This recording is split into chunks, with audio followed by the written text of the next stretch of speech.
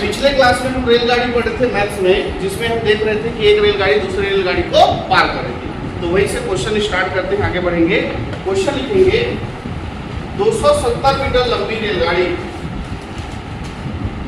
270 metre लंबी रेलगाड़ी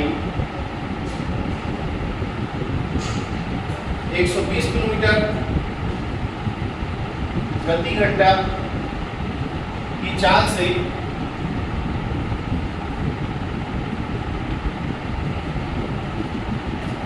दूसरी रेलगाड़ी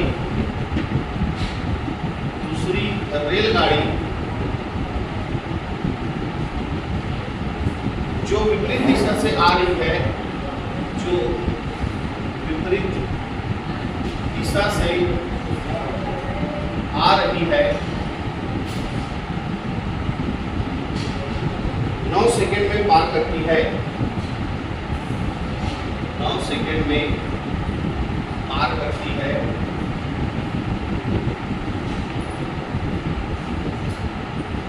जिसकी चाल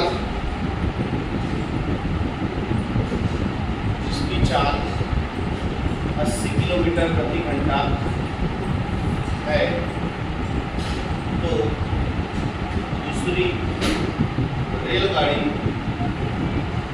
की लंबाई क्या होगी?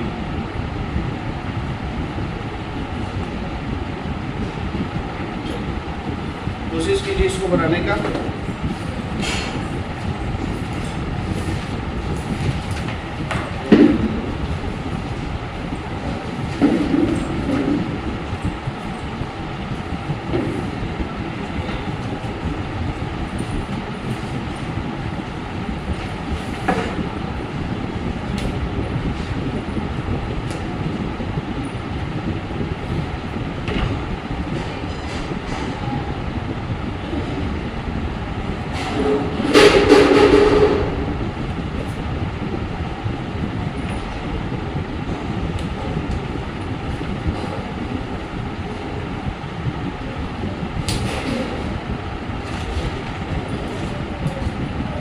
बन रहा है? कितना है? 1530। ऑप्शन में नहीं है, चेक कर। 500 मीटर भी तो ऑप्शन में नहीं है।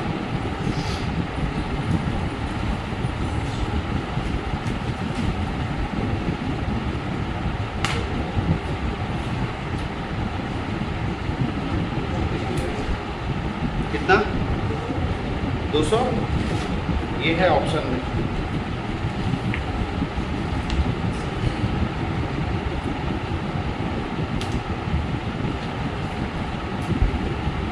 देखो, रेलगाड़ी किसको पार कर रही है? दूसरी रेलगाड़ी। एक एक करके सोचो ना। पहले आपसे क्वेश्चन ऐसे इजी बनेगा।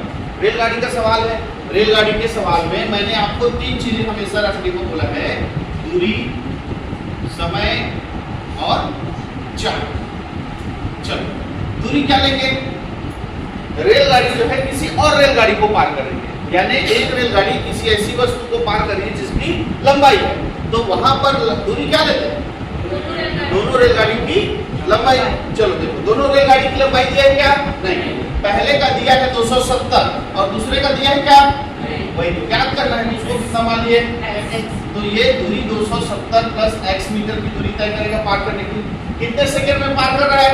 9 सेकंड। तो समय कितना हो जाएगा? 9 सेकंड। दोनों के दोनों गतिशील है, दोनों के दोनों गतिशील है। जब दोनों गतिशील रहते हैं तो क्या निकालना पड़ता है? सापेक्ष चाल निकालने के लिए क्या देखना होता है? दिशा। तो यहाँ पे देखो दिशा कैसी है? विपरीत दिशा। तो विपरीत दिशा में दोनों चाल को क्या करना पड़ता है? जोड़ दो ना। तो कितना कितना दिया है?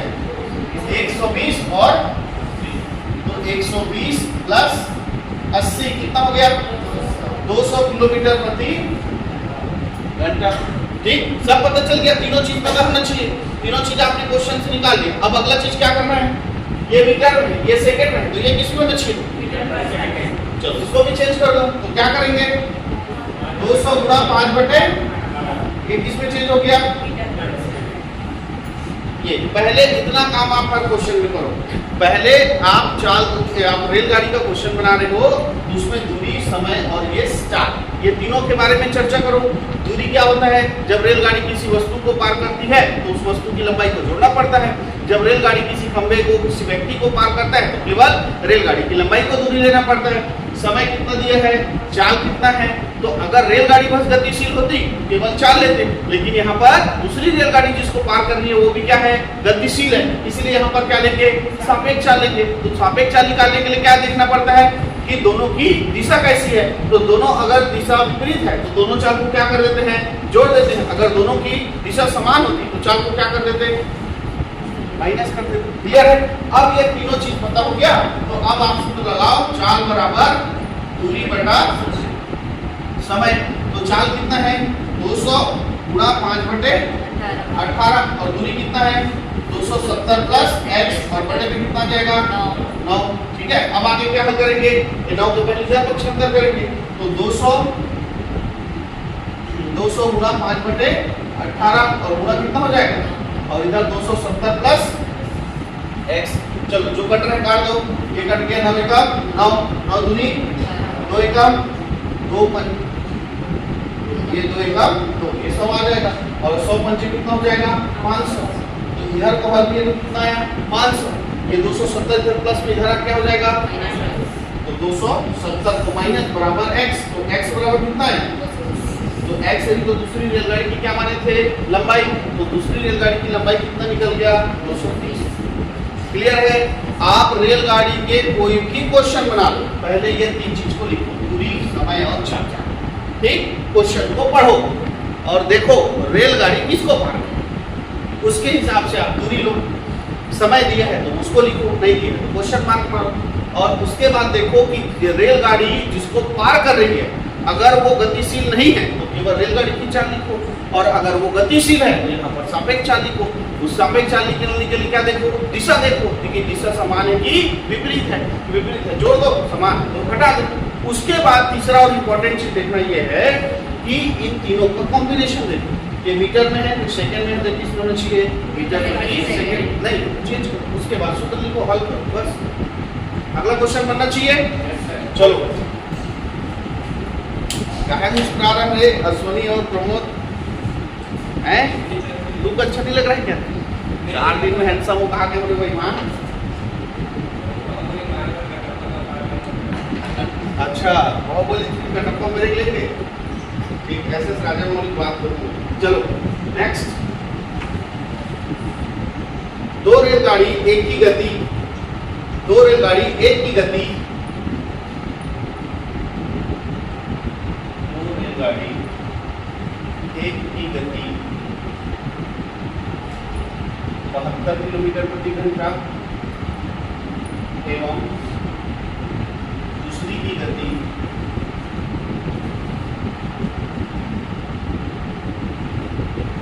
58 किलोमीटर प्रति घंटा है तथा लंबाई क्रमशः 100 मीटर तथा 120 मीटर है। दोनों रेलगाड़ी समान दिशा में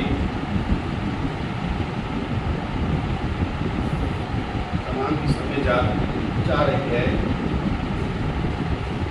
तेज चलने वाली रेलगाड़ी धीमी गति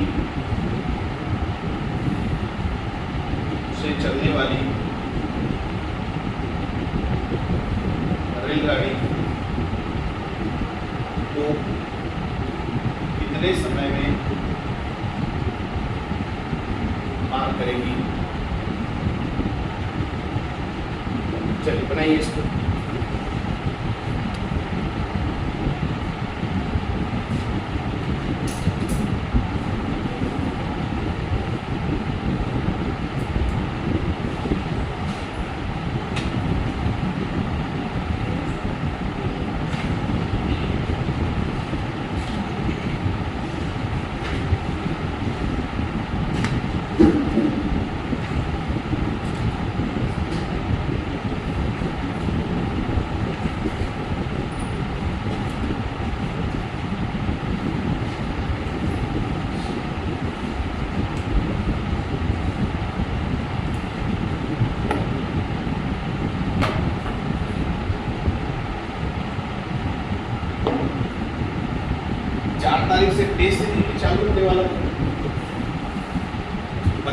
करें,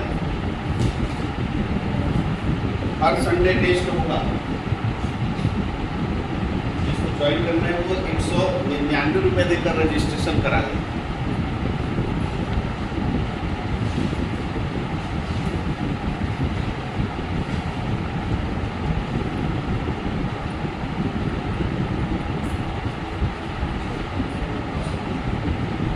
कितना आया?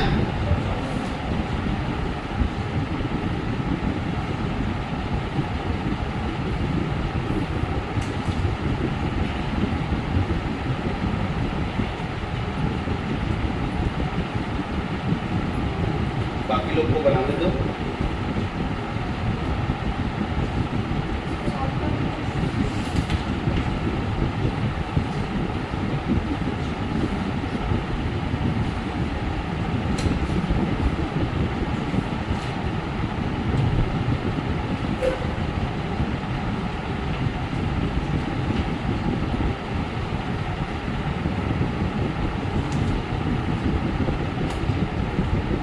बन गया?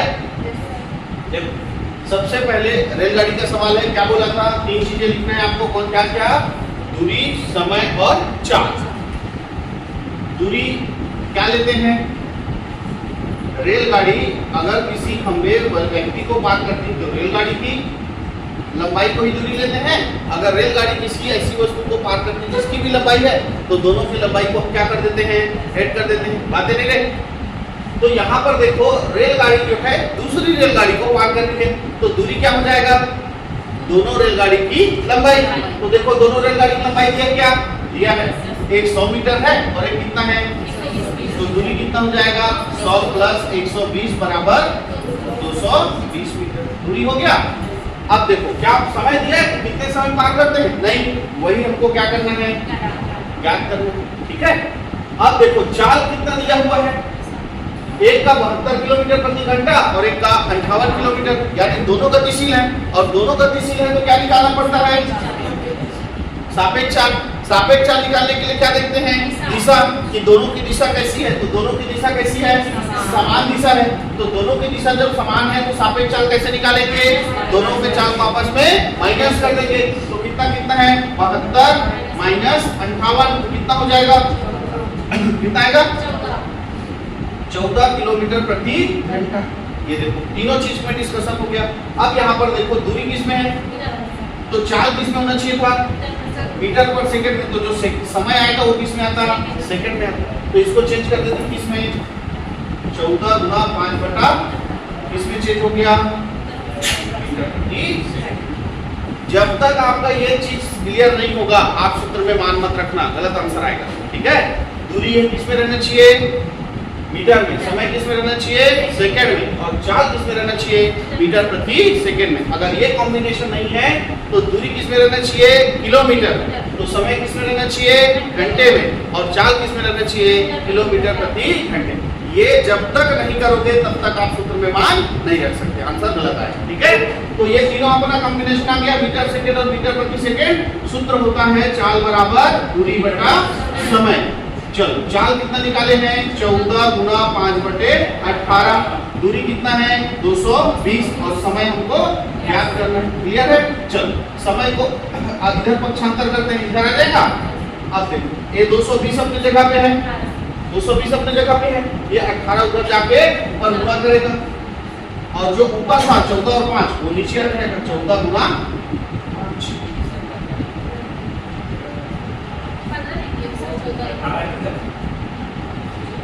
14 गुना 5। ठीक है। चलो, अब यहाँ पर काट देते जो कट रहा है। ये 2 दिया 18 और 2 सत्ते 14, 5 एका 5, 5 चौक 20 और कितना बचेगा? 3 5 चौक 20। कट रह गया और कुछ नहीं कट रहा, पूरा कर दो।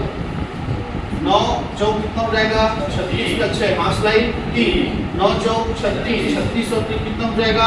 40 बटा 7। ठीक है। अब इसको हम एक किस में आएगा?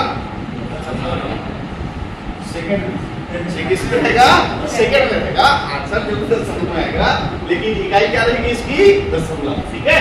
तो आपको अगर यही ऑप्शन में दिया है तो ये आपका राइट आंसर है। अगर इसको वो दशमलव में दिया है तो 7 5 कितना हो जाएगा? 35। फिर कितना बच जाएगा 4, 7 छक्के 42, फिर कितना बच जाएगा 4, फिर 7 बच्चे लगभग 56.5 सेकंड के आसपास आपका, ठीक है।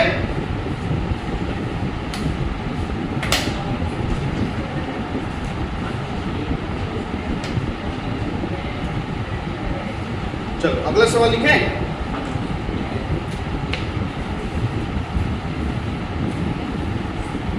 दो रेलगाड़ियां जिनकी लंबाई क्रमशः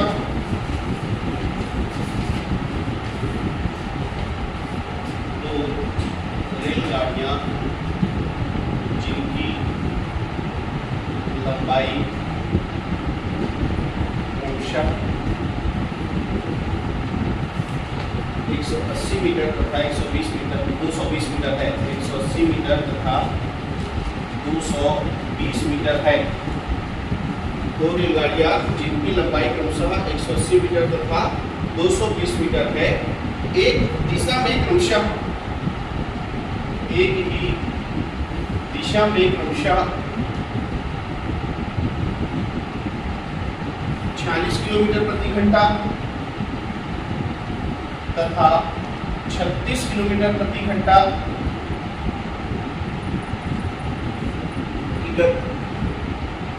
की चाल से गतिमान है, की चाल से गतिमान है, एक दूसरे को पार करने में कितना समय लगेगा।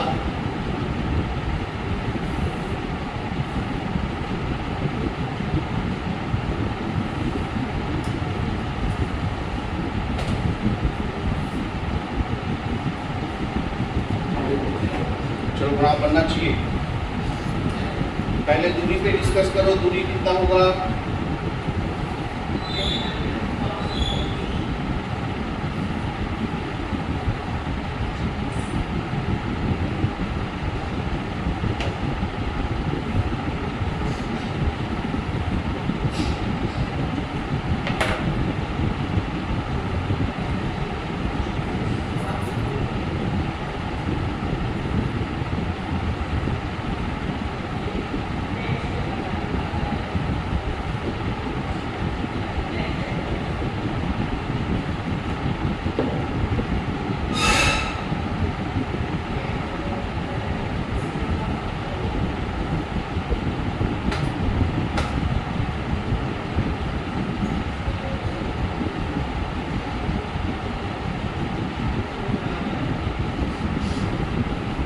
कितना है आशीष?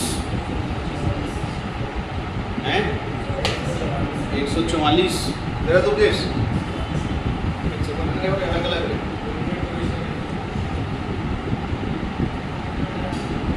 और किसी का 144 ऑप्शन में है।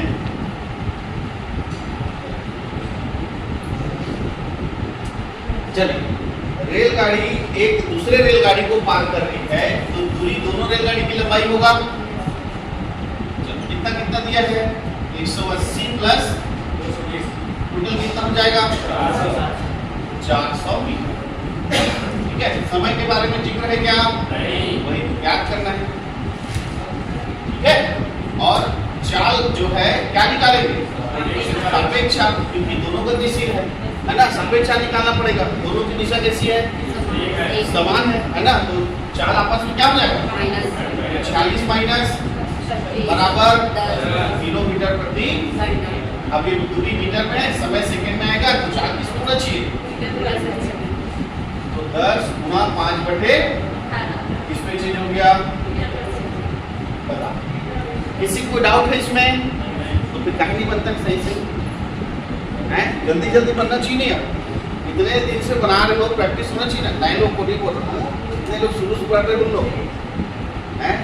तुम लोग ना डरते हो, गणित क्या हो जाएगा? गलत बन जाएगा, है नहीं? डरना नहीं है। देखना, मैं तुम लोग को एक अच्छा चीज बता रहा हूँ।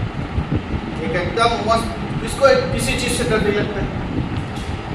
सबको लगता है कि हमको किसी चीज से डर नहीं लगता।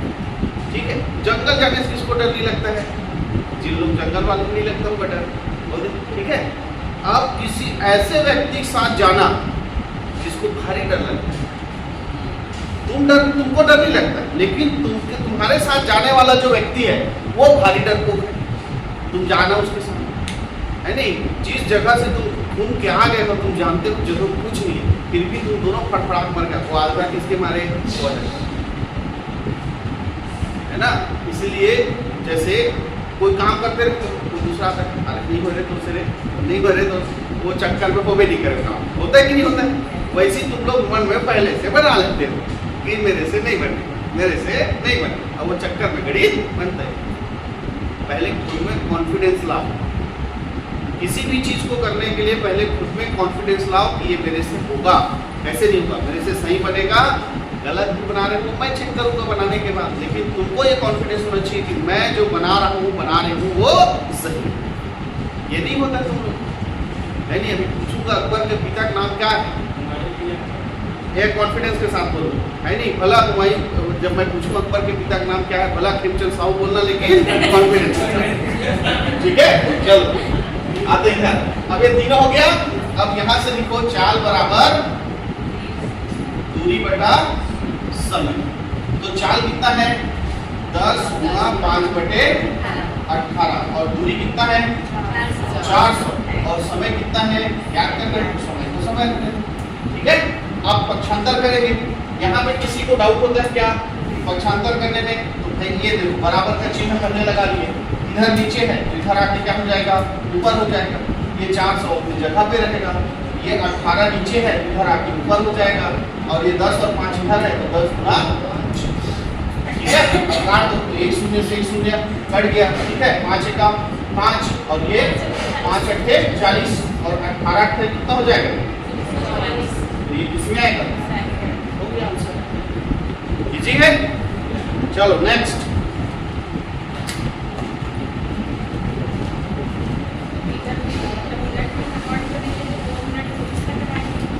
मीटर में कैसे मिनट में कैसे कन्वर्ट करेंगे? 60 से, चलो भाग करो, चलो कन्वर्ट करके ही बना लेते। अगर ऑप्शन में ये नहीं है, ऑप्शन में ये नहीं है, आपका राइट आंसर आने के बाद में ये क्या है? अभी अधूरा है, क्योंकि ऑप्शन में ये नहीं है। ऑप्शन में अगर मिनट में दिया होगा तब कैसे करेंगे? इसको किससे भाग करेंगे? कितने बार में जाएगा? 2 बार में 120, कितना आ जाएगा? 24 से बचेगा, तो कैसे लिखोगे इसको?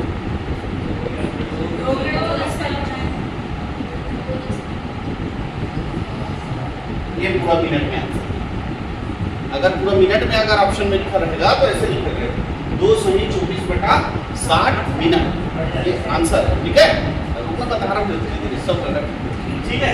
इसको काटना चाहो तो काट भी सकते हो, ये भी आपका आंसर बन जाएगा।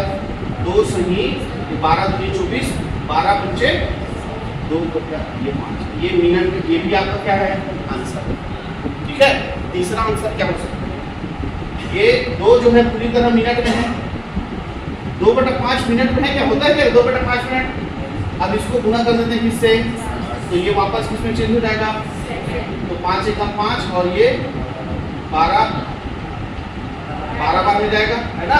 और 12 से कितना हो जाएगा? तो आपका आंसर कितना आ जाएगा?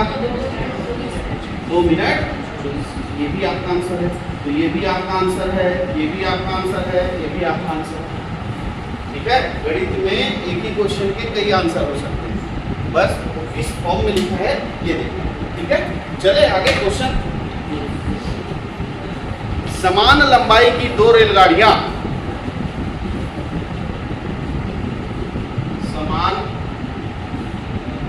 लंबाई की 2 रेलगाड़ियां समांतर लाइनों पर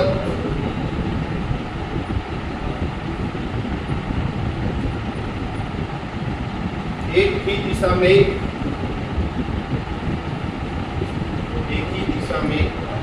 क्रमशः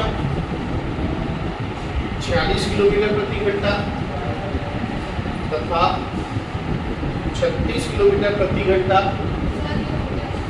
बनाओ तो देखो तो सही है। 46 किलोमीटर प्रति घंटा तथा 36 किलोमीटर प्रति घंटा की गति से चल रही है, गति से चल रही है तेज चलने वाली रेलगाड़ी, तेज चलने वाली रेलगाड़ी धीमी रेलगाड़ी से, धीमी रेलगाड़ी से 36 सेकंड में आगे निकल जाती है, 36 सेकंड में आगे निकल जाती है। प्रत्येक रेलगाड़ी की लंबाई कितनी है? लंबाई कितनी है?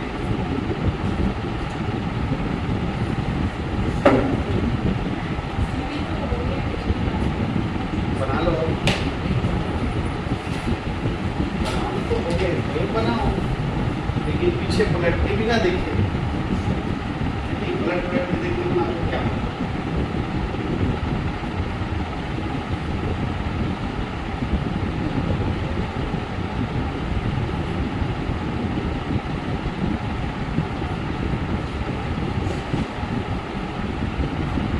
वो तो आपने जितना क्वेश्चन करा वो सब हो गए, तो बोला याद नहीं और करे याद है, मैं तुम लोग को वापस रूटीन में लाना चाहता हूँ, इसीलिए पहले पुराना क्वेश्चन कराना, 4 दिन का गेप है ना।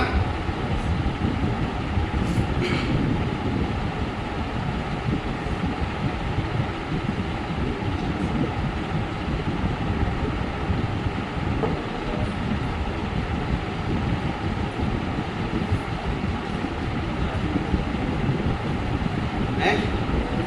50 मीटर, 100 और किसी को आंसर 50, 100, किसी 200 नहीं आया? रेलगाड़ी लंबा करो रहे। प्रत्येक रेलगाड़ी हाँ 2 का 200 होता है और 1 का 100।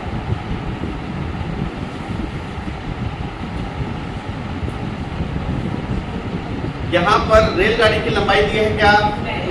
दोनों रेलगाड़ी की लंबाई समान है, तो दूरी को हमारा जन्म सिद्ध अधिकार है, क्या मानेंगे? देखते हैं, प्रत्येक रेलगाड़ी की लंबाई, प्रत्येक रेलगाड़ी की लंबाई कितना हो गया? ठीक है, जो नहीं था उसको मान लो। अब बात करते हैं किसकी? दूरी, समय और चाल। चलो दूरी क्या लोगे?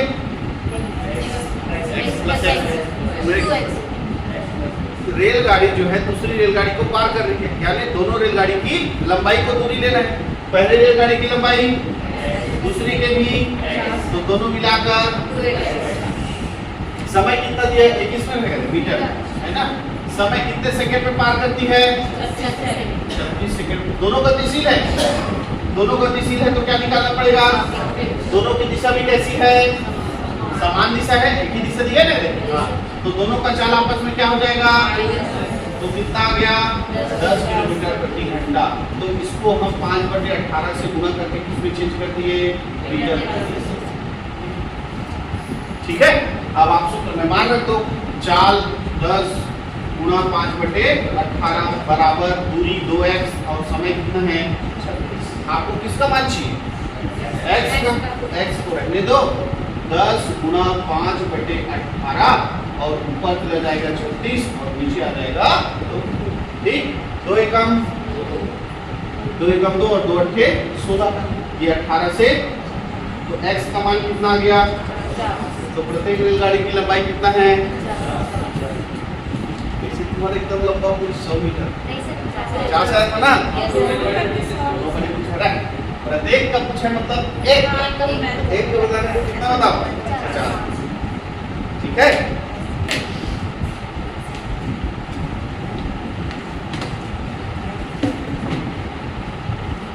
सौ मीटर लंबी एक रेलगाड़ी, आज का पहला प्रश्न। 100 मीटर लंबी एक रेलगाड़ी अपनी विपरीत दिशा में 5 किलोमीटर प्रति घंटा की चाल से अपनी ओर आते हुए व्यक्ति को 6 सेकंड में पार कर जाती है, तो रेलगाड़ी की चाल क्या होगी?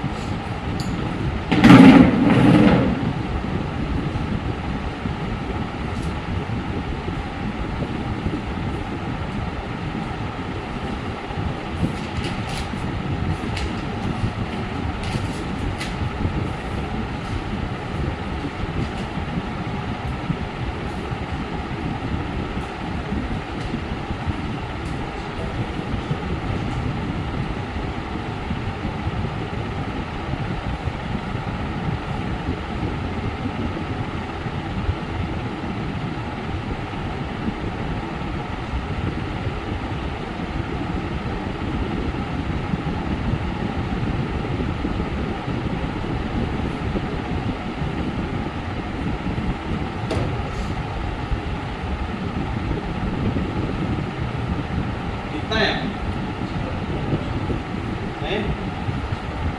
75 55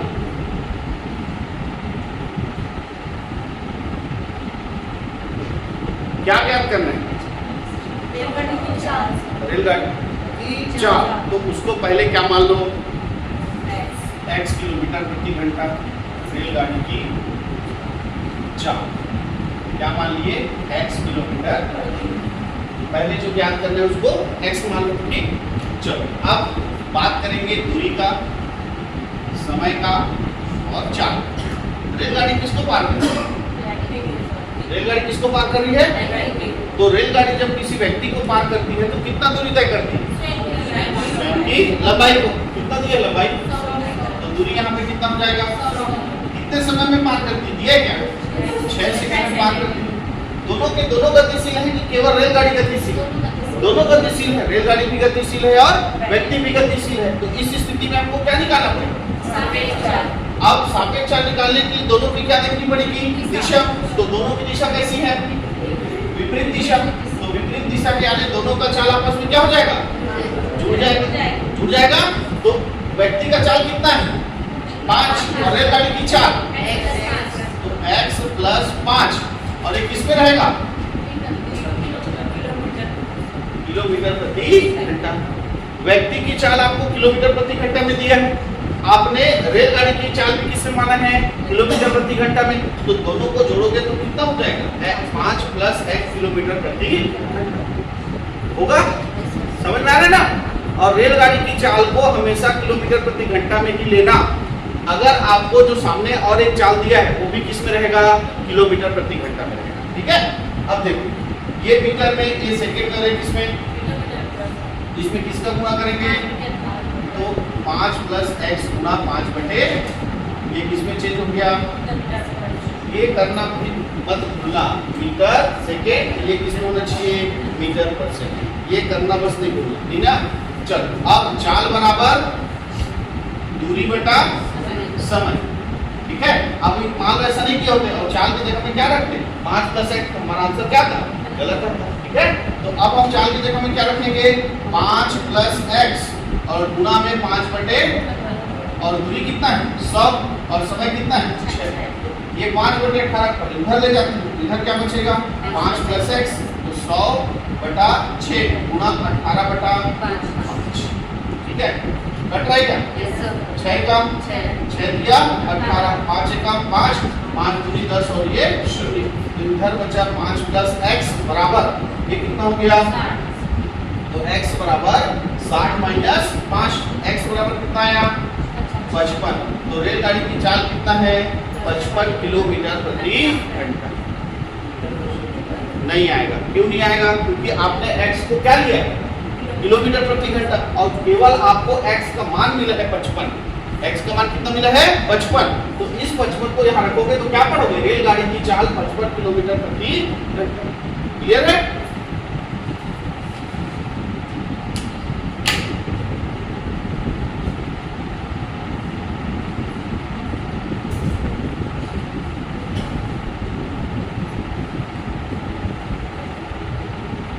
चलिए अगला सवाल लिखिए।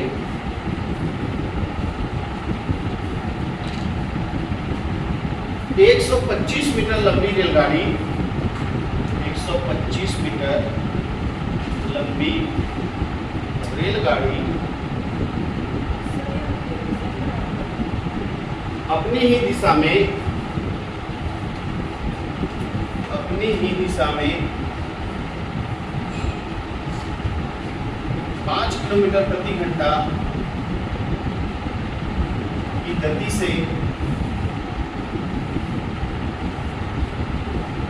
आगे जा रहे व्यक्ति को 10 सेकंड में पार कर जाती है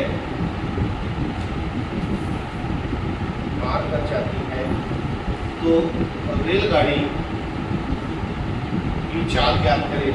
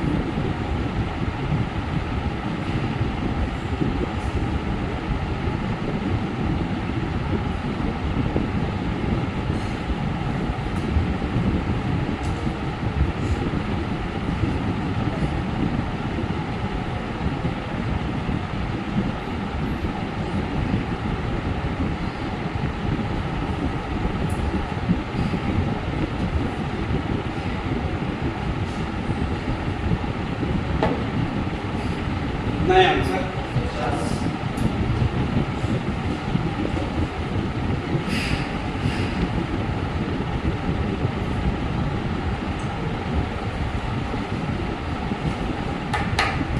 इसमें भी हम पहले रेलगाड़ी की चाल कितना ले लेते हैं।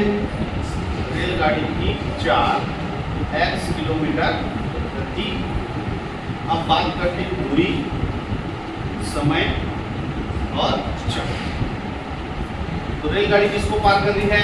व्यक्ति को पार कर रही है, इसलिए दूरी में क्या लेंगे?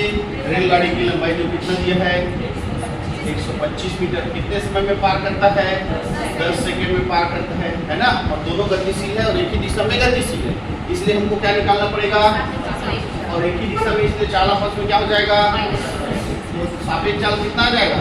x माइनस 5 किलोमीटर प्रति घंटा। अब इसको हम चेंज कर देंगे x माइनस 5 और गुणा 5 बटे 18 से मीटर प्रति सेकंड। ये चेंज हो गया। अब हम चाल बराबर क्या लिखेंगे? दूरी बटा समय। तो चाल कितना है? x माइनस 5 और इधर गुणा 5 बटे 18 और दूरी है 125 और ये आपका समय 10।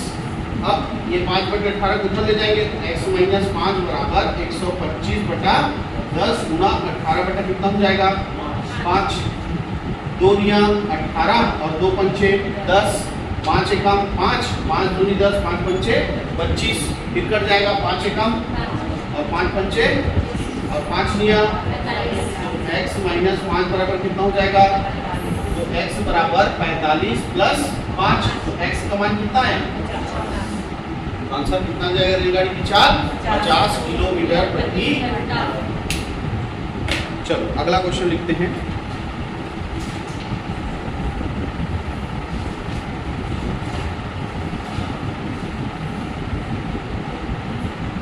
दो रेल एक ही दिशा में चल रही है, दो रेल एक ही दिशा में चल रही है,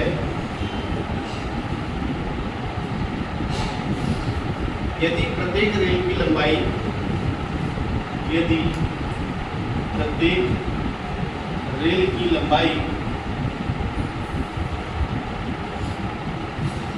150 मीटर हो तो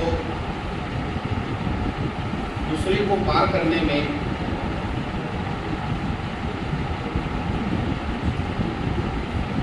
पार करने में 36 सेकेंड का समय लेती है। यदि पहले रेल की चाल 110 किलोमीटर प्रति घंटा हो तो दूसरे रेल की चाल ज्ञात करें।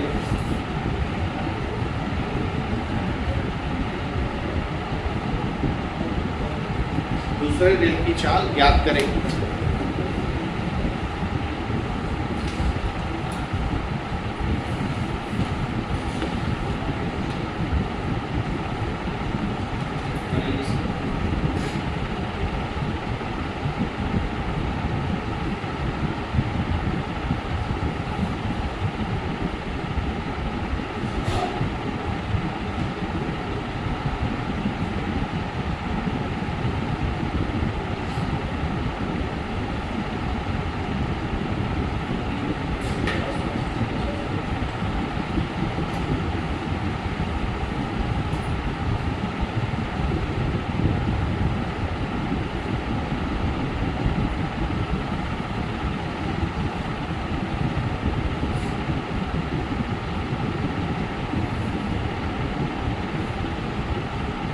नहीं दिया है पहले उसको x ले लो,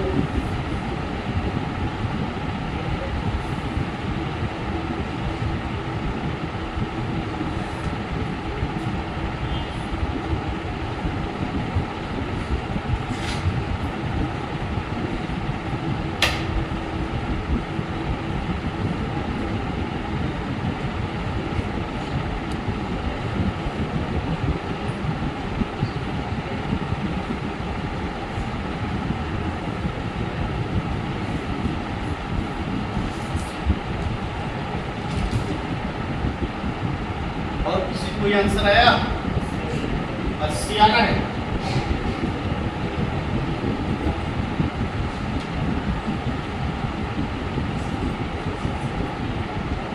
आया 80, 110 आ रहा है।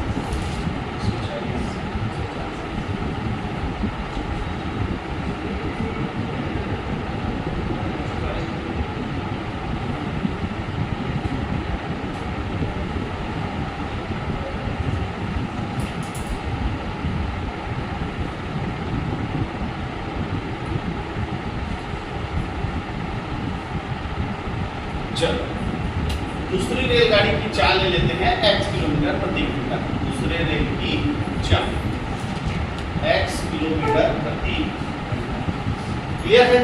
चलो अब यहाँ पर देखो कि दोनों रेलगाड़ी एक दूसरे को पार कर रही है, तो दूरी क्या लेंगे? दोनों की लंबाई को।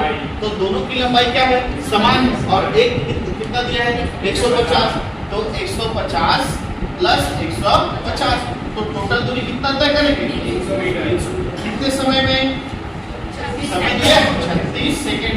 अब दोनों गतिशील है इसलिए क्या निकालना पड़ेगा? सापेक्ष। और दोनों की दिशा कैसी है? एक ही समान है। तो आपको यहाँ पर एक ही समान है, तो एक दूसरे के चाल को क्या करना पड़ेगा, हटाना पड़ेगा। तो कौन सा चाल बड़ा होगा, पहले रेल का कि दूसरे रेल है? पहले रेल का ज्यादा बड़ा होगा, क्योंकि पहला रेल जो है दूसरे रेल को पार करता है, दूसरे को पार करता है, तो जो धीमा है उसको पार करेगा ना। तो पहला रेल का चाल कितना दिया है, 110, और दूसरे का माने है कितना, तो 110 माइनस x किलोमीटर प्रति। क्लियर है? अब ये किलोमीटर प्रति घंटा में है, तो इसको हम गुणा करेंगे किससे, 5/18 से, और ये चेंज हो जाएगा किसमें, मीटर प्रति सेकंड। ठीक है, अब मान रख दो चाल 110 माइनस x गुणा 5/18 और दूरी 300 और समय कितना है 36। ये 110 माइनस x को यही रहने दो, 300/36 भी अपनी जगह पे, ये 18/5 पक्षांतर होगा, क्या हो जाएगा 5/18 से 18/5, 18 एकम 18 और ये 18 36, 5 एकम 5, 5 एकम 5 छक्के 30 और ये 0, फिर ये आ जाएगा 2 एकम 2, कितना आ गया 30। अब देखो यहाँ पे कैसे पक्षांतर, अब ये 110 माइनस x बराबर कितना आ गया है 30 आ गया। ठीक है, तो ये जो x है वो उधर जाएगा, तो उधर जाएगा तो क्या हो जाएगा प्लस, और ये 30 इधर आएगा तो क्या हो जाएगा, और 110 अपनी जगह पे रहेगा बेचारा चुपचाप। ठीक है, अब 110 में से 30 को घटा दो, कितना आ जाएगा, तो x का मान कितना आया, तो दूसरे रेलगाड़ी की चाल कितना हो जाएगा 80 किलोमीटर प्रति घंटा। क्लियर है? चलो अगला सवाल लिखते हैं।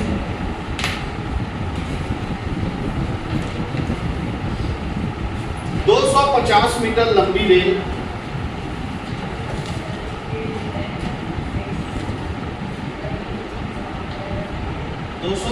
मीटर लंबी रेल अपने विपरीत दिशा से आ रही, अपने विपरीत दिशा से आ रही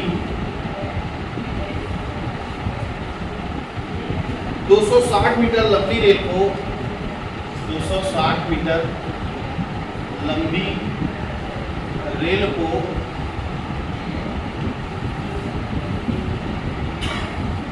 18 सेकंड में पार कर जाती है।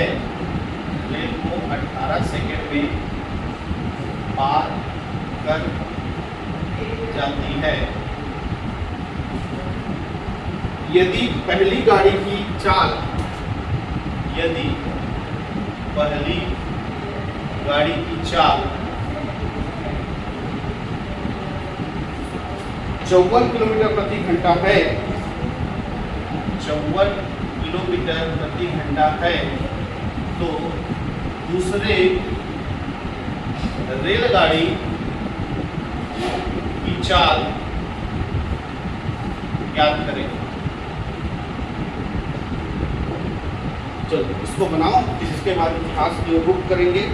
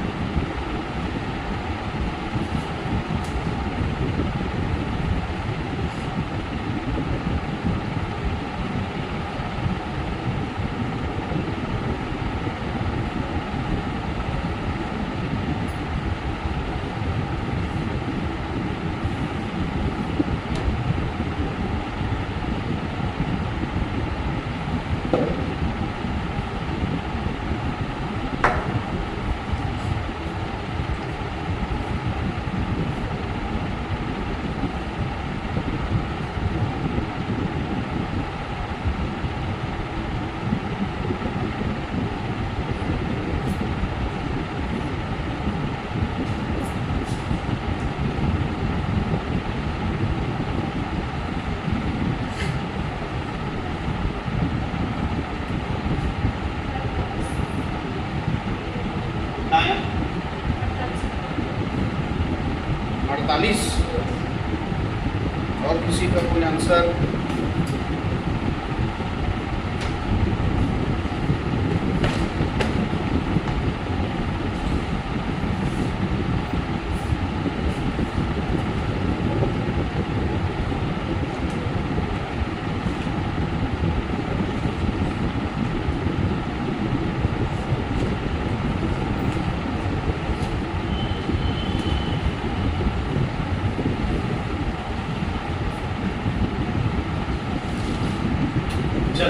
चाल क्या करना है, दूसरी रेलगाड़ी की चाल, जिसको हम कितना ले लेते हैं, x किलोमीटर प्रति घंटा ले लेते हैं। अब दूरी की बात करते हैं, तो रेलगाड़ी किसको पार करनी है, दूसरी रेलगाड़ी को। दोनों रेलगाड़ी की लंबाई को लेना पड़ेगा, कितना कितना है, 250 और 260, तो 250 प्लस 260 कितना हो जाएगा, 510 मीटर की दूरी तय करना पड़ेगा। कितने समय में तय कर रहे हैं इसको, 18 सेकेंड में तय कर रहे हैं, 18 सेकेंड। दोनों का गतिशील है, इसलिए दोनों का क्या निकालना पड़ेगा, सापेक्ष चाल। तो दोनों का सापेक्ष चाल निकालने के लिए दिशा देखते हैं, तो दोनों की दिशा कैसी है, विपरीत है, इसलिए चाल आपस में क्या हो जाएगा, प्लस हो जाएगा।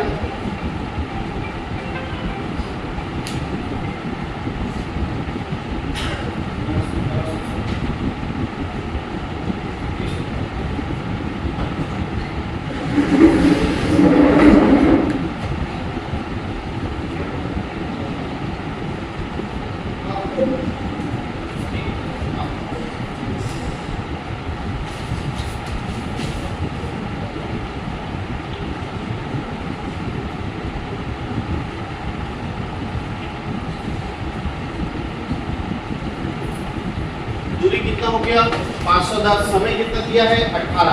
अब दोनों की दिशा जो है अलग अलग है, इसलिए दोनों के चाल को क्या कर देंगे, जोड़ देंगे। एक का चाल दिया है 54 और एक का माने x, तो चाल कितना हो जाएगा, 54 प्लस x किलोमीटर प्रति घंटा।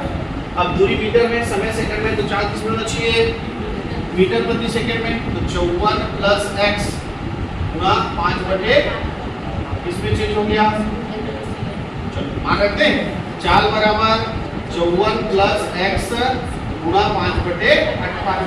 दूरी कितना है, 510 और समय कितना है, ये पहले 5/18 को उधर ले जाते हैं, तो 54 प्लस x बराबर 510/18 और गुणा में 18 ये 18 से 18 क्या हो गया, 5 का फिर 5 दूनी,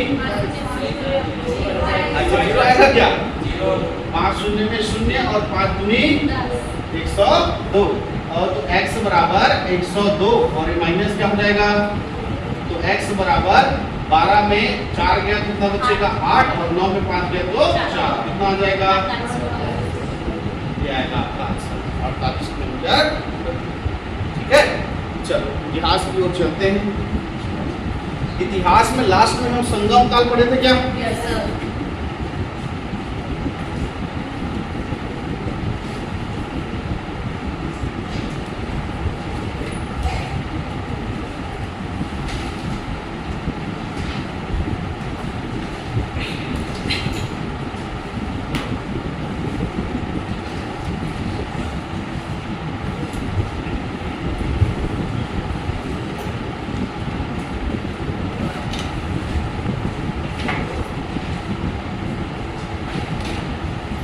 पिछला क्लास में हमने पढ़ा था संगम कांड। संगम कांड में हमने देखा कि 3 राजवंश, चेर, चोल और पांडव, है ना। इन तीनों राजवंशों ने आपस में संघर्ष न कर सभाओं पर ज्यादा ध्यान दिया, साहित्य पर ज्यादा ध्यान दिया, इसलिए उन तीनों के काल को क्या कहा गया, संगम काल। हमने देखा कि चोल राजवंश धीरे से क्या हो गया, समाप्त। लगभग 3री शताब्दी के आसपास चोल राजवंश जो है वो क्या हो जाता है, समाप्त हो जाता है, और 9वीं शताब्दी तक इनका कोई अता पता नहीं मिलता है। लेकिन अचानक 9वीं शताब्दी में यानी 850 ईस्वी के आसपास, 850 ईस्वी के आसपास फिर से हमको चोलों का इतिहास मिलता है, चोल राजवंश का इतिहास मिलता है। तो चोल राजवंश पहले थे, अब 850 में फिर से आए, इसीलिए इनको क्या कहा जाता है, द्वितीय चोल कहा जाता है। इसीलिए इनको क्या कहा जाता है, द्वितीय चोल। तो आज हम लोग इस द्वितीय चोल राजवंश के बारे में पढ़ेंगे, और इसकी स्थापना करने वाला था विद्यालय। इसकी स्थापना करने वाले राजा का नाम क्या था, विद्यालय। इसीलिए इसको चोल वंश का क्या कहते हैं, द्वितीय संस्थापक, द्वितीय संस्थापक। तो चोल वंश का द्वितीय संस्थापक कौन है, विद्यालय। ठीक है, अब आपका राजवंश स्थापित हो गया, तो राजवंश को चलाने के लिए क्या बनाना पड़ेगा, राजधानी। तो इसने राजधानी बनाया तंजौर। राजधानी किसको बनाया, तंजौर को राजधानी बनाया, और नरकेसरी की उपाधि धारण करके शासन करने लगा। नरकेसरी की उपाधि धारण करके क्या करने लगा, शासन करने लगा। क्लियर है। तो इस तरह जो चोल वंश तीसरी शताब्दी में अंधेरे में चला गया था इतिहास के, वो 9वीं शताब्दी में 850 ईस्वी के आसपास वापस आया, है ना, वापस आया। और इसको वापस लाने वाले कौन थे? विजयालय। इसीलिए इसको चोल वंश का क्या कहा जाता है? द्वितीय संस्थापक कहा जाता है। और इन्होंने इस बार चोल वंश की राजधानी किसको बनाई? तंजौर को बनाई और नरकेसरी के नाम से इन्होंने शासन करना चालू किया। क्लियर है। अब जितने भी प्रसिद्ध राजा है उसी को पढ़ेंगे, हर राजा को पढ़ नहीं सकते, तो इसलिए अगला राजा हम पढ़ेंगे आदित्य प्रथम। आदित्य प्रथम ये राजा बना, है ना। तो आदित्य प्रथम जब राजा बना तो चोल राजवंश नीचे तमिलनाडु के तंजौर क्षेत्र में क्या कर रहा था? शासन कर रहा था। लेकिन ऊपर जो है वो पल्लव वंश शासन कर रहा था अभी भी, है ना। इधर ये कौन सा राजवंश है? चोल राज। इधर कौन बचा हुआ है? पल्लव। तो पल्लव वंश में एक राजा था जिसका नाम था अपराजित। याद करो, पढ़ाया था पल्लव राजवंश पढ़ाया था, तब एक राजा पढ़ाया था जिसका नाम क्या था? अपराजित। अपराजित राजा का नाम क्या था? अपराजित। लेकिन ये बेचारा अपराजित जो है पराजित हो गया किससे? आदित्य प्रथम से। तो आदित्य प्रथम ने किसको हरा दिया? आदित्य प्रथम ने पल्लव वंश के राजा अपराजित को हराकर धीरे धीरे इस पल्लव वंश को क्या कर दिया? समाप्त कर दिया। तो राजा पल्लव वंश के राजा अपराजित को पराजित करने वाला, अपराजित को पराजित करने वाला राजा कौन था? आदित्य प्रथम। और धीरे से किस वंश को समाप्त कर दिया? पल्लव वंश को समाप्त कर दिया, है ना। और पल्लव वंश को जब इसने समाप्त किया तो इसने उपाधि धारण किया, मदुराई कोड़ का उपाधि धारण किया। किसको उपाधि धारण किया? मदुराई कोड़। मदुराई कोड़ का उपाधि धारण किया। क्लियर है। तो ये आदित्य प्रथम राजा हुआ, द्वितीय चोल राजा उसका, जिसने पल्लव वंश के राजा अपराजित को पराजित कर दिया और धीरे धीरे पल्लव वंश को क्या कर दिया? समाप्त कर दिया। और इसने किसकी उपाधि धारण की थी? मदुराई कोड़ की उपाधि धारण की। क्लियर है। इसके बाद राजा हुआ परांगत प्रथम। प्रसिद्ध राजा कौन हुआ? परांगत प्रथम। परांगत प्रथम, ठीक है। और परांगत प्रथम ने भी एक राजा को हराया जो था पांड्य वंश का राजा। पांड्य वंश का राजा इधर था, पांड्य वंश। ये छोटा सा राजवंश था। इधर कौन सा राजवंश था? पांड्य राजवंश। तो पांड्य राजा, है ना, पांड्य वंश का राजा था जिसका नाम था राजसिंह। क्या नाम था? राजसिंह द्वितीय। राजसिंह द्वितीय को इसने क्या किया? पराजित किया। राजसिंह द्वितीय को इसने क्या किया? पराजित किया। राजसिंह द्वितीय को इसने क्या किया? पराजित किया। जो परांगत प्रथम है उसने पांड्य वंश के राजा किसको पराजित कर दिया? राजसिंह द्वितीय को पराजित कर दिया। लेकिन खुद राष्ट्रकूट वंश के राजा कृष्ण द्वितीय से क्या हो गया? पराजित हो गया। राष्ट्रकूट वंश का राजा था जिसका नाम क्या था? कृष्ण द्वितीय। और इस कृष्ण द्वितीय से वो क्या हो गया? क्लियर। तो ये राजा था कौन? चोल वंश का परांगत प्रथम, जो पांड्य वंश के राजा राजसिंह द्वितीय को पराजित किया और खुद राष्ट्रकूट वंश के राजा कृष्ण द्वितीय से क्या हो गया? क्लियर है। अगला प्रसिद्ध राजा पढ़ेंगे जिसका नाम है परांगत द्वितीय। परांगत द्वितीय। देखो एक साथ नहीं आए ना, जो प्रसिद्ध है उन्हीं को बस पढ़ा रहे हैं, है ना। बहुत सारे राजवंश होंगे, बहुत सारे राजा होंगे, क्योंकि इन्होंने बहुत लंबे समय तक दक्षिण भारत में क्या किया है? शासन किया है। तो इसलिए बहुत सारे क्या होंगे? राजा होंगे। हर राजा को पढ़ना संभव नहीं है, इसलिए जो प्रसिद्ध है उसी को पढ़ेंगे। तो परांगत प्रथम के बाद प्रसिद्ध राजा पढ़ेंगे कौन सा? परांगत द्वितीय। इसी परांगत द्वितीय को सुंदर चोल के नाम से भी जाना जाता है। किस नाम से जाना जाता है? सुंदर चोल। तो किस चोल वंश के राजा को सुंदर चोल के नाम से जाना जाता है? तो उसका नाम क्या है? परांगत द्वितीय। क्लियर है। और इस परांगत द्वितीय ने पांड्य वंश के राजा वीर पांड्य को क्या किया था? पराजित किया था। इसने पांड्य वंश के राजा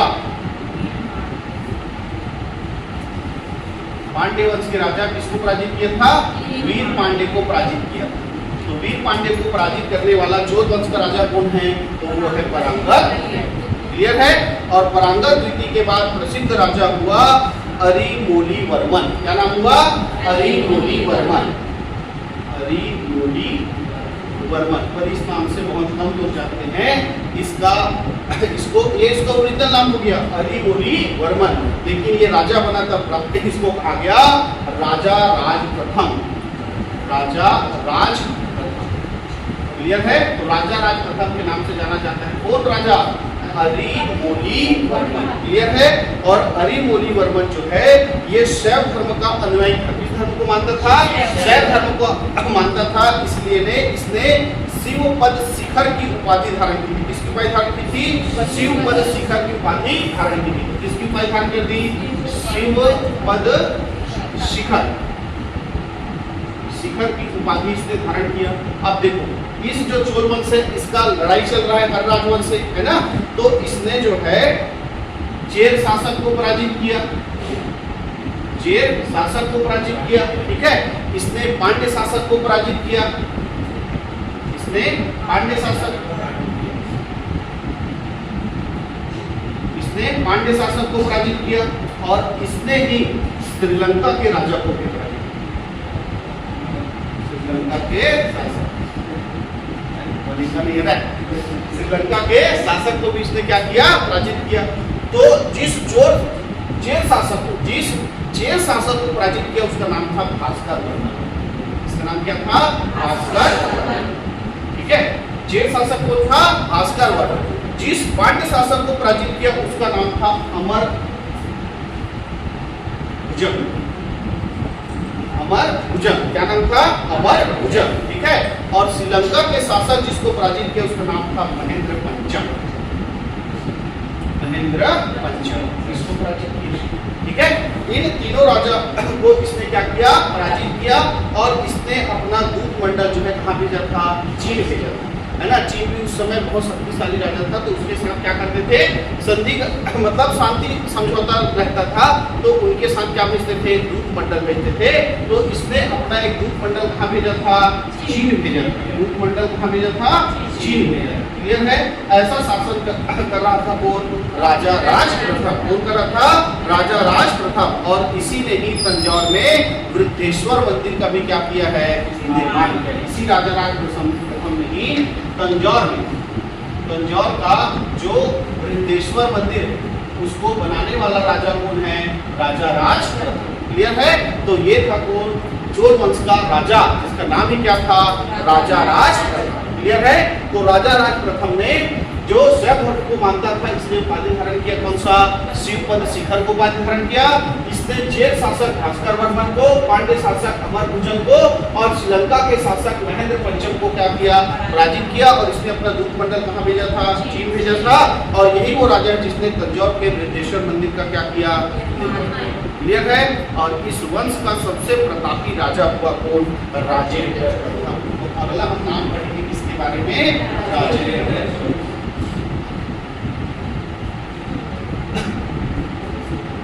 क्या नाम था? राजेंद्र, राजेंद्र या राजेंद्र चोल प्रथम, ठीक है। तो ये राजा बन गया, राजेंद्र चोल वंश का राजा कौन हो गया? राजेंद्र चोल। तो इस राजा ने सबसे पहले तो श्रीलंका पर आक्रमण किया। किसने? राजेंद्र। इसने जो राजा राज था इसने श्रीलंका पर आक्रमण किया था। महेंद्र पंचम को क्या किया था? पराजित किया। इसने भी आक्रमण किया, महेंद्र पंचम को पराजित किया और महेंद्र पंचम को बंदी बनाकर अपने तंजौर ला लिया और पूरे श्रीलंका पर क्या कर दिया? अधिकार। जबकि ये हराया, जितना समाज लूटना था क्या गया था, लेकिन इसने क्या किया? श्रीलंका पर पूरा क्या कर लिया? अधिकार कर लिया। श्रीलंका पर अधिकार कर लिया, ठीक है। श्रीलंका पर अधिकार कर दिया और किसको? जो राजा था महेंद्र पंचम, उसको बंदी बनाकर कहाँ लाया? तंजौर लाया। उसको बंदी बनाकर कहाँ लाया? तंजौर लाया। तो श्रीलंका पर अधिकार करने वाला राजा कौन था? राजेंद्र प्रथम, है ना। इसने चेर राजवंश को, पांड्य राजवंश को और चालुक्य राजवंश तीनों को क्या किया? पराजित किया। इसने चेर को पराजित कर दिया, है ना, जो तो उधर है पांड्य। किसको पराजित किया? पांड्य को। और किसको पराजित किया? चालुक्य। चोल राजवंश है जी। तो चेर को, पांड्य को और चालुक्य राजवंश को इसने क्या किया? सोचो, ये श्रीलंका पर भी अधिकार, ये चोल राजवंश, ये पांड्य भी हार गया, इधर का क्या कहे? चेर भी हार गया और इधर का चालुक्य भी हार। पूरा दक्षिण पर किसका वर्चस्व? किसका वर्चस्व? राजेंद्र चोल का वर्चस्व, ठीक। और इधर बंगाल में राजवंश चल रहा था पाल वंश। कौन सा राजवंश चल रहा था? पाल वंश। तो पाल वंश के राजा को खबर भिजवाया कि हम सुने हैं कि गंगा जो है सबसे पवित्र नदी है, उसका गंगा जल दे दो ऐसे। तो पाल वंश का राजा था महिपाल। नहीं तो क्या कर ले? ऐसा है ना। पाल वंश के राजा महिपाल ने गंगा देने से क्या कर दिया, मना कर दिया। और नदियाँ थोड़े भागे थी, एक उल्टा डूब के दे देती है नहीं, हाँ तो मना कर दिया। दिमाग खराब हो गया किसका, राजेंद्र का। सीधा सेना लिया और आक्रमण कर दिया किसके ऊपर, पाल वंश के राजा। पाल वंश के राजा महिपाल पर उसने क्या कर दिया, आक्रमण कर दिया। उसको पराजित कर पूरा गंगा जल एक क्या हंडा नहीं, हंडा मार कर सुना नहीं करते, हरी चलाती पिक्चर नहीं है नहीं। तो इसने पूरा गंगा जल लिया और उस गंगा जल को लेकर कहाँ पहुंचा, दक्षिण भारत, है ना। तो जब राजा इस पाल वंश के राजा महिपाल को क्या किया, पराजित किया, गंगा नदी से क्या लिया, गंगा जल लिया और ऐसा करके इसने उपाधि धारण किया गंगाईकोंड चोलपुरम का। इसका गंगाईकोंड चोल, इसका उपाधि धारण उपाधि किसका धारण किया, गंगाईकोंड चोल का इसने क्या किया, उपाधि धारण किया। क्लियर है, समझ में आया ये। गंगा जल देने से मना कर दिया किसने, पाल वंश के राजा महिपाल। तो ये पूरा सेना लेके चला गया, एक लोटा मांगे नहीं, सब सेना को लोटा करके चला। तो सेना लेके गया, पाल वंश के राजा महिपाल को पराजित कर गंगा नदी से गंगा जल लिया और कौन सी उपाधि धारण किया, गंगाईकोंड चोल का इसने उपाधि धारण किया।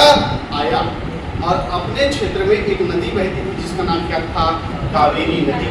उस नदी के किनारे पर एक नगर बसाया और उस नगर का नाम रखा गंगाईकोंड चोलपुरम।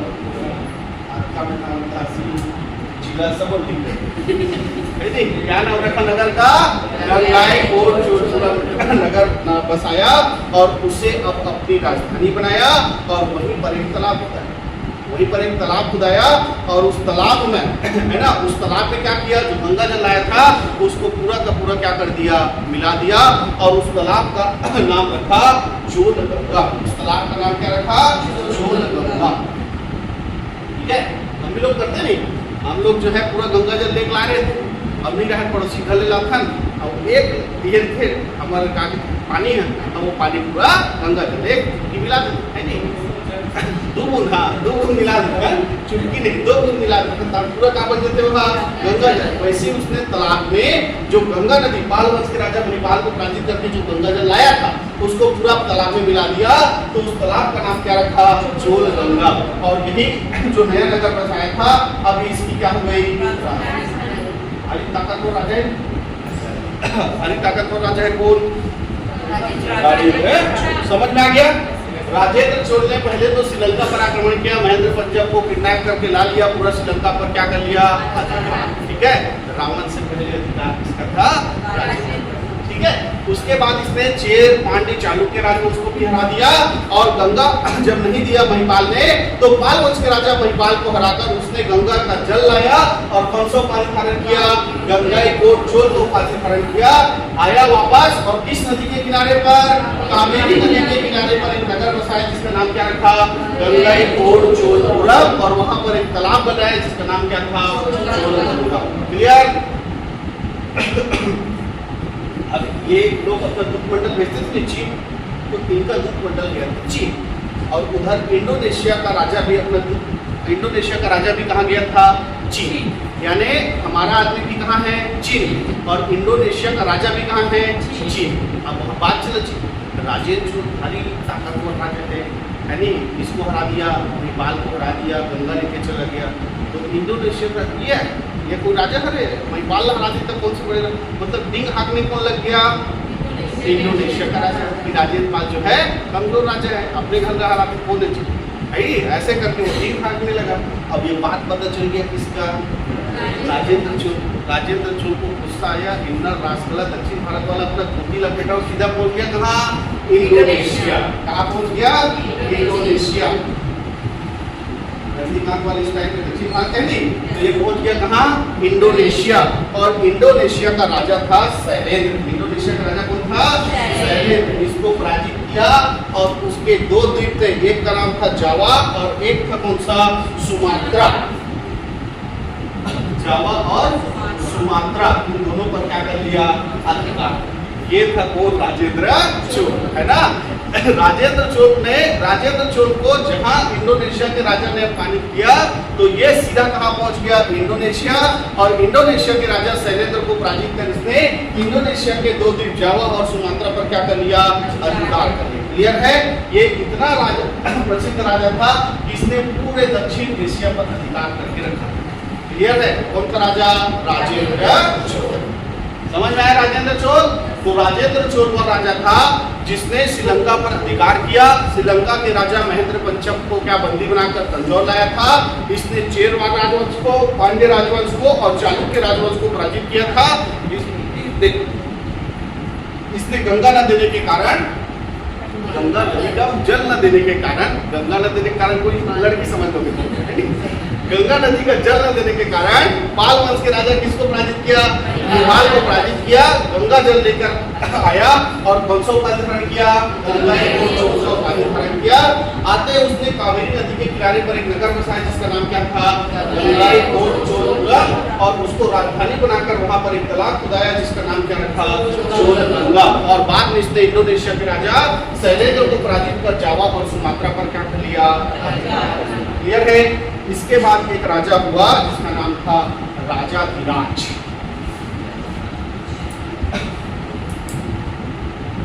सबसे ज्यादा क्वेश्चन इसी राजा से आते हैं ना, राजेंद्र प्रथम से आता है। चोल द्वितीय चोल में अगर क्वेश्चन सबसे ज्यादा पूछा जाता है तो वो राजेंद्र चोल से पूछा जाता है। ठीक है? तो राजेंद्र चोल के बाद अगला प्रसिद्ध राजा हम जो पढ़ेंगे उसका नाम क्या बताया, राजाधिराज प्रथम। राजाधिराज प्रथम ये राजा है। ठीक है? और इसने क्या किया, चालुक्य वंश के राजा सोमेश्वर को क्या कर दिया, पराजित कर दिया। चालुक्य वंश के राजा किसको पराजित कर दिया, सोमेश्वर को पराजित कर दिया। और इनकी राजधानी क्या होती थी, कल्याणी। क्या होती थी, कल्याणी होती थी। तो इसने चालुक्य वंश को पराजित कर दिया। जैसे आप लोग जाते हो घूमने, जाते हो जगन्नाथ गए घूमने, तो जगन्नाथ भगवान का क्या लाते हो, फोटो लेके आते हो नहीं, वहां से कुछ चिन्ह लेके आते हो कि जगन्नाथ घूमे गए हमसे कर पता चली बता तो जगन्नाथ और कहाँ लाते ये छुई क्या ऐसा होता है ना। तो वैसे ही क्या लाना पड़ता है, चिन्ह लाना लगते चिन्ह। तो इसने क्या किया, चालुक्य वंश के राजा किसको पराजित कर दिया, सोमेश्वर। तो इसने उसके निशानी के तौर पर जो उनकी राजधानी थी क्या थी, कल्याणी। उनकी राजधानी क्या थी, कल्याणी। तो कल्याणी में एक ना द्वारपाल का मूर्ति था। किसका मूर्ति था, द्वारपाल का मूर्ति था। उस द्वारपाल के मूर्ति को कल्याणी से उठाकर लाया और तंजौर पर क्या कर दिया, स्थापित कर दिया कि मैं कल्याणी के राजा, चालुक्य वंश के राजा किसको पराजित करके लाया हूँ, सोमेश्वर। क्लियर है? तो कल्याणी से एक मूर्ति लाकर कहाँ स्थापित कर दिया, तंजौर में स्थापित कर दिया। और वो राजा कौन था, राजाधिराज। क्लियर है? तो चालुक्य वंश के राजा सोमेश्वर को पराजित कर कल्याणी उनकी जो राजधानी थी वहां पर द्वारपाल की मूर्ति को कल्याणी से तंजौर में स्थापित करने वाला राजा कौन था, राजाधिराज प्रथम। क्लियर है? उसके बाद है अधिराजेंद्र। इसके प्रसिद्ध राजा कौन पढ़ेंगे, अधिराजेंद्र। अधिराजेंद्र के समय क्या हो गया, जन विद्रोह। लोगों ने इस राजा के खिलाफ ही क्या कर दिया, विद्रोह कर दिया। और उस विद्रोह में इस राजा की क्या हो गई, मृत्यु हो गई। किसी ने बीच में जाकर चाकू मार दिया, है ना। तो जन विद्रोह के में इसकी क्या हो गई, हत्या हो गई। इसकी क्या हो गई, हत्या हो गई। अब देखो जो ये चोल वंश वो किसको हरा के राज कर रहा है, चालुक्य को हरा कर राज कर रहा है, मतलब चालुक्य इनके क्या है, अधीन। तो जब चोल वंश के राजा किसकी अधिराजेंद्र की क्या हो गई, हत्या हो गई, यानी अब चोल वंश का कोई राजा है क्या, नहीं। तो चालुक्य वंश का एक राजा था जिसका नाम था राजेंद्र द्वितीय। राजेंद्र द्वितीय ये कौन से वंश का था, चालुक्य वंश का राजा था। ठीक है? इसने दोनों क्षेत्र पर, ये यहाँ पर कौन चल रहा है, चोल, और ऊपर क्या चल रहा है, चालुक्य। यहाँ का राजा कौन, किसकी हत्या हो गई, अधिराजेंद्र। और इसके अंडर में कौन थे, चालुक्य। कौन था, राजेंद्र द्वितीय। कौन था, राजेंद्र द्वितीय। जब इसकी हत्या हुई तो इसने पूरे क्षेत्र पर अधिकार कर लिया और किस नाम से, किस वंश के नाम से शासन करने लग गया, चालुक्य चोल वंश के नाम से क्या करने लगा, शासन करने लगा, है ना। चोल चालुक्य वंश के नाम से क्या करने लगा, शासन। तो अब क्या चलेगा, चोल चालुक्य वंश। क्या चलेगा, चोल चालुक्य वंश चलेगा। और बाद में जब मुस्लिम आक्रमण होगा तो धीरे धीरे धीरे धीरे ये राजवंश क्या हो जाएगा, समाप्त हो जाएगा। और अंतिम राजा के रूप में हमको नाम मिलता है किसका, राजेंद्र। क्लियर है? तो ये था द्वितीय चोल वंश, जो कि धीरे धीरे जो है मुस्लिम आक्रमण से क्या हो जाएगा, समाप्त हो जाएगा, पूरा मुस्लिम सत्ता भारत में स्थापित। क्लियर है? तो इस मुस्लिम सत्ता को भारत में लाने वाले दो प्रमुख थे, इस्लाम धर्म को या मुस्लिम सत्ता जो भारत में स्थापित हुई, इसको लाने वाले दो प्रमुख लोग थे, है ना, जिसके बारे में जानेंगे कल। वो दो लोग कौन थे? क्लियर है? तो आज के लिए इतना ही, बाकी देखेंगे नेक्स्ट क्लास।